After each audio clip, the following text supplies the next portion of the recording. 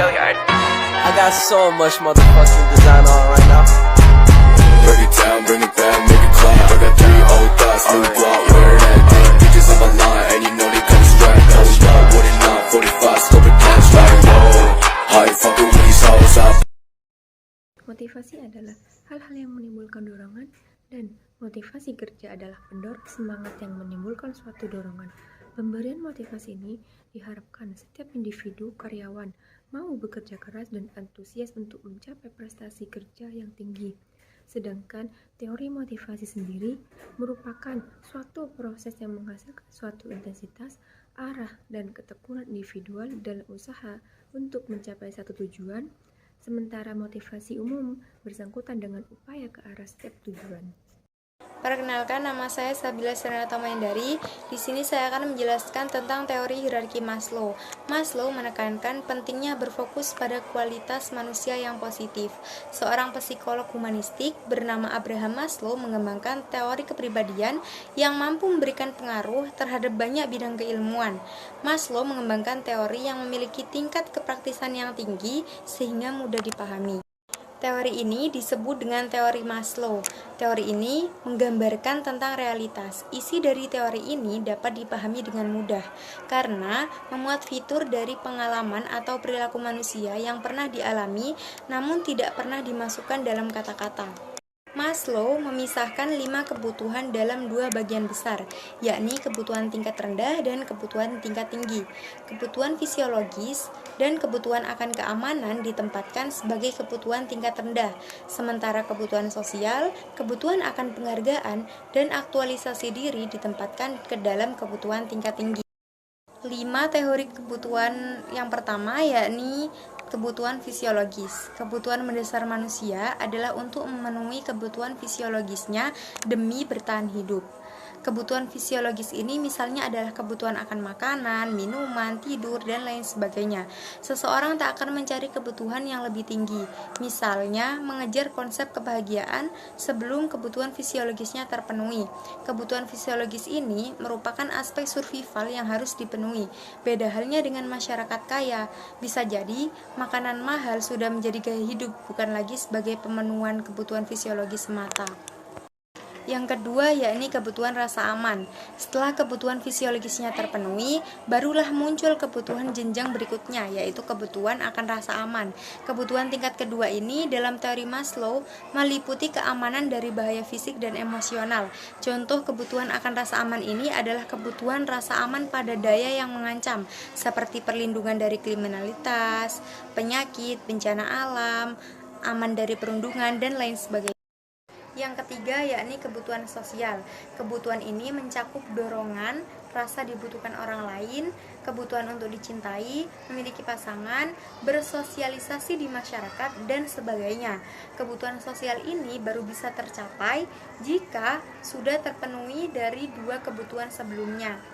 Yang keempat yaitu kebutuhan penghargaan. Setelah kebutuhan sosialnya terpenuhi, muncul kebutuhan selanjutnya, yaitu kebutuhan akan penghargaan. Contoh kebutuhan akan penghargaan ini menurut Maslow adalah kebutuhan akan status, pengakuan, reputasi, martabat, bahkan dominasi. Yang kelima yaitu kebutuhan aktualisasi diri. Puncak kebutuhan manusia adalah kebutuhan akan aktualisasi dirinya, yaitu keinginan untuk mengoptimalisasi potensi dirinya. Semisal, seseorang yang bercita-cita menjadi guru, lalu berhasil mencapai profesi yang ia inginkan. Pada saat bersamaan, ia mengembangkan potensinya agar bisa menjadi guru yang profesional dan terus mengoptimalkan potensi mengajarnya. Hal inilah yang dikenal sebagai aktualisasi diri, yakni pemenuhan potensi dirinya mulai dari sisi cita-cita, keinginan, kreativitas, dan kematangan mental untuk bertanggung jawab terhadap pilihannya sendiri. Berikut ini contoh dari kebutuhan rasa aman, yaitu meliputi keamanan dari bahaya fisik dan emosional. Untuk kebutuhan penghargaan sendiri merupakan pemenuhan ego untuk meraih prestis. Sedangkan contoh dari kebutuhan sosial yaitu mencakup dorongan rasa dibutuhkan orang lain, kebutuhan untuk dicintai, berpasangan, dan bersosialisasi di masyarakat. Friedrich Herzberg yakin bahwa hubungan individu dengan pekerjaannya merupakan suatu hubungan dasar, dan bahwa sikap seseorang terhadap pekerjaan dapat sangat menentukan kesuksesan atau kegagalan individu. Dari respon karyawan, Herzberg menyimpulkan bahwa respon karyawan ketika mereka merasa senang dengan pekerjaan sangat berbeda dengan jawaban yang mereka berikan ketika mereka tidak senang. Karakteristik-karakteristik tertentu cenderung secara konsisten terkait dengan kepuasan kerja, dan yang lain terkait dengan ketidakpuasan kerja. Faktor intrinsik seperti kemajuan, prestasi, pengakuan, dan tanggung jawab tampaknya cenderung pada kepuasan kerja. Teori dua faktor membedakan antara yang pertama yakni motivator. Motivator di sini seperti pengakuan prestasi seseorang, keterlibatan dalam pengambilan keputusan, atau rasa penting dalam sebuah organisasi, yang dimana memberikan kepuasan positif yang timbul dari kondisi intrinsik pekerjaan itu sendiri, seperti pengakuan, prestasi, atau pertumbuhan pribadi. Yang kedua yakni faktor hygiene, seperti status, keamanan kerja, gaji, asuransi, atau liburan, yang dimana tidak memberikan kepuasan positif atau motivasi yang lebih tinggi, meskipun ketidakpuasan tersebut dari ketidakhadiran mereka. Istilah hygiene di sini berarti faktor pemeliharaan, yang dimana merupakan ekstrinsik dari pekerjaan itu sendiri, yang mencakup aspek-aspek seperti kebijakan perusahaan, praktik pengawasan, atau upah.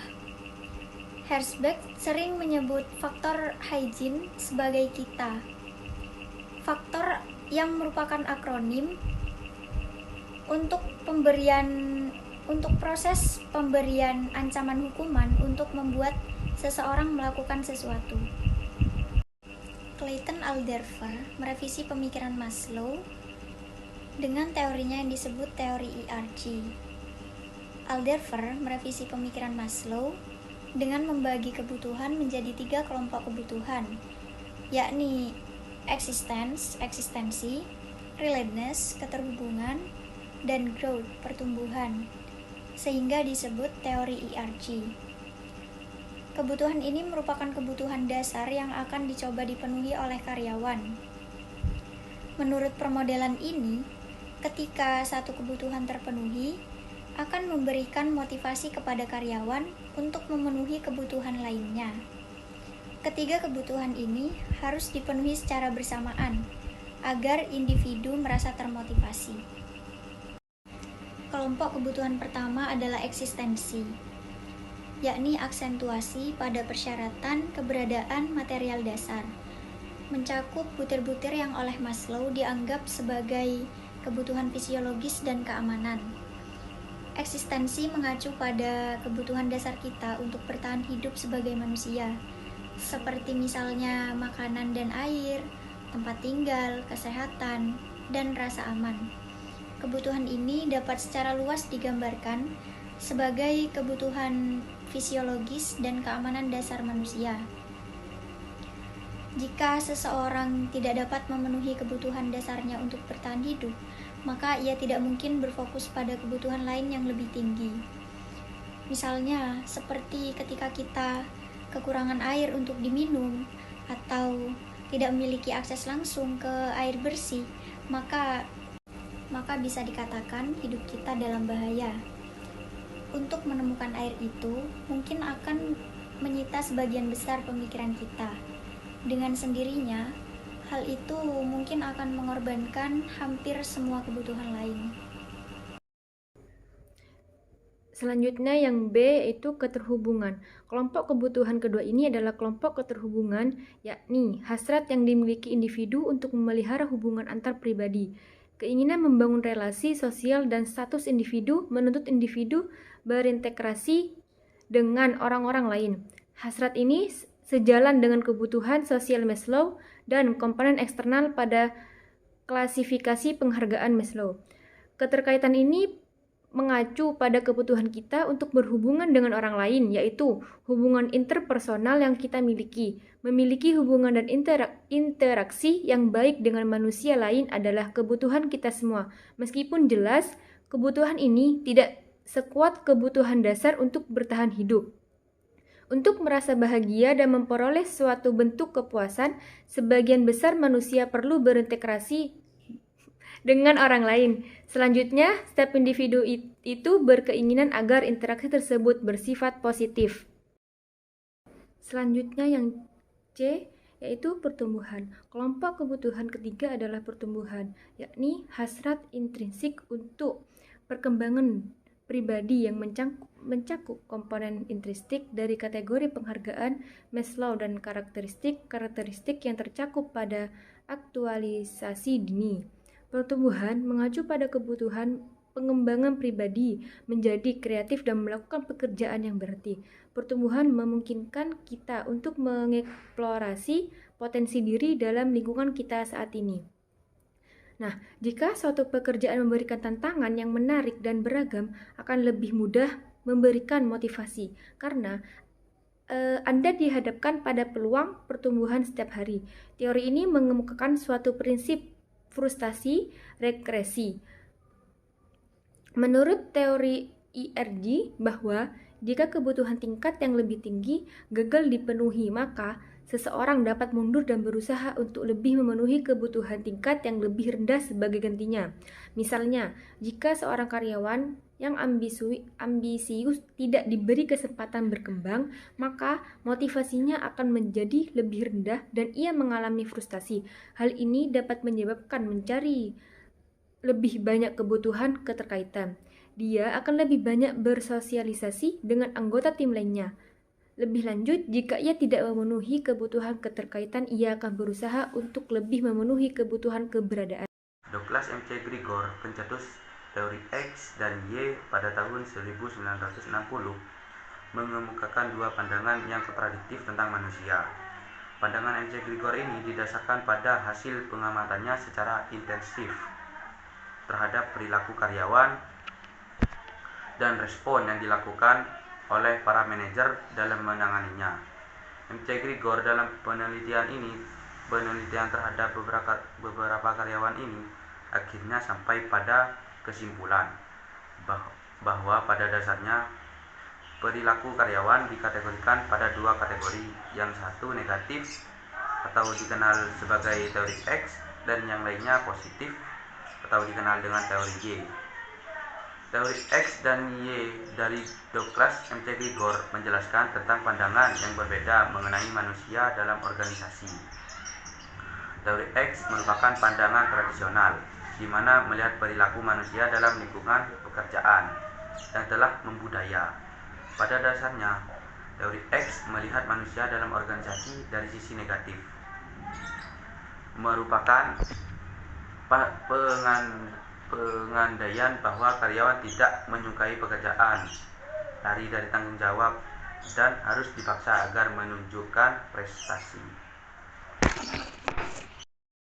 Menurut teori X beranggapan bahwa pertama, pada umumnya manusia tidak suka bekerja, malas, dan bila mungkin akan menghindari pekerjaan.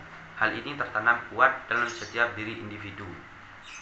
Dan yang kedua, karena tidak menyukai pekerjaan, malas, maka manusia itu harus dipaksa, diawasi, dikendalikan, dibina, bahkan diancam dengan sanksi atau hukuman agar dapat melaksanakan usaha atau bergerak dalam mencapai tujuan.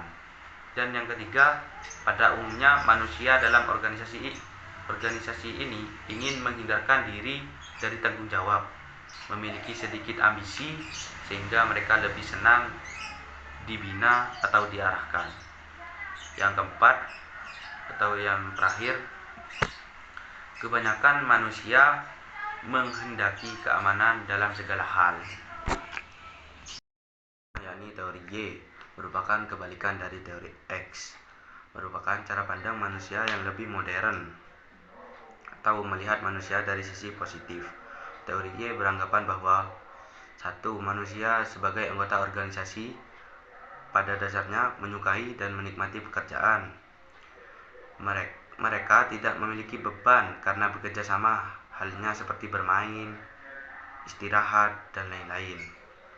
Yang kedua, manusia dapat mengendalikan dirinya sehingga tidak perlu diawasi, dan mereka dapat memberikan pelayanan terhadap tujuan organisasi, janji sehingga tidak perlu ada sanksi.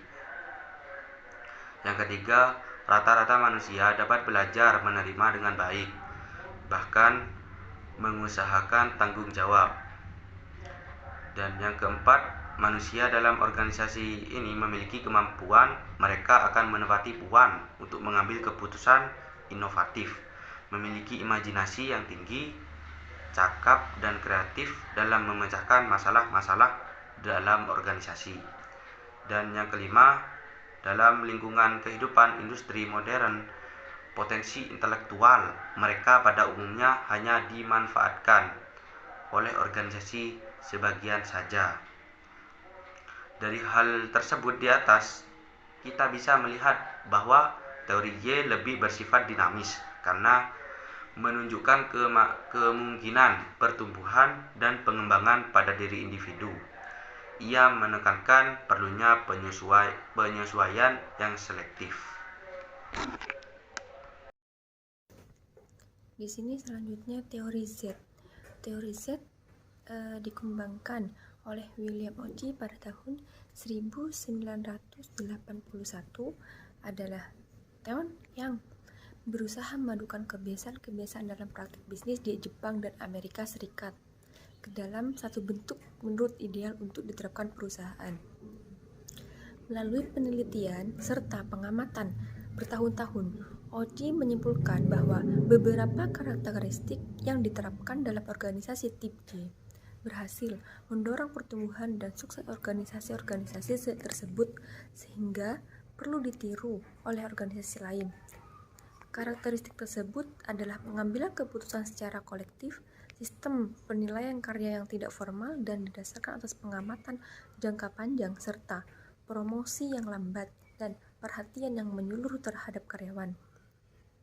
Lalu, Oji memberikan contoh beberapa perusahaan multinasional Amerika yang berhasil memadukan karakteristik dari kedua tip organisasi tersebut dan berhasil pula meningkatkan produktivitasnya, antara lain IBM, Kodak, dan Procter & Gamble.